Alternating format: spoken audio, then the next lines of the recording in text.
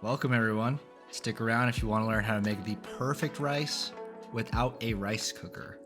We don't need a rice cooker, we just need that good old stovetop. So we're gonna make 1 cup of rice today. Measure out 1 cup of rice. Get a pot of some sort. I'm using this pot, I forgot the name of it. How you doing? Put the rice in and it's time to wash the rice. Not only do you wash your bed sheets, you also wash your rice. That is if you want perfect rice. So this process is going to take about 4 to 6 washes. You don't have to do that, it's not required, but if you want perfect rice, then it is required.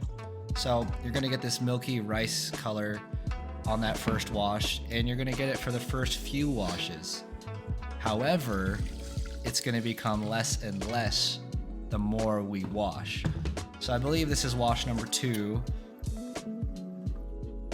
Rinse and repeat. R&R, baby. Now, I'm not going to show you every single time I washed it because your time is precious, I know that. But now we're jumping to the actual cooking of the rice. A 2-to-1 ratio, guys. If you want 1 cup of water, if you want 1 cup of rice, you do 2 cups of water, 1 cup of rice. 2-to-1. So you can scale that recipe up and down as you like.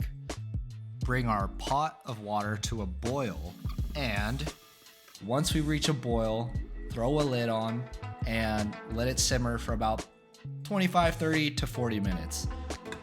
It all depends.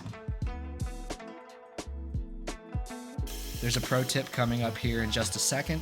And once you see the water disappear when you take a look into the pot, turn the heat off all the way and let it simmer on its own without the burner for about 10 to 15 minutes.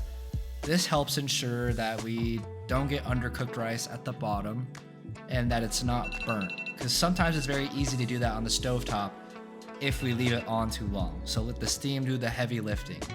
If you guys found this video helpful, please like, comment, and subscribe. Thank you so much for tuning in, and enjoy your perfect restaurant quality rice. Cheers.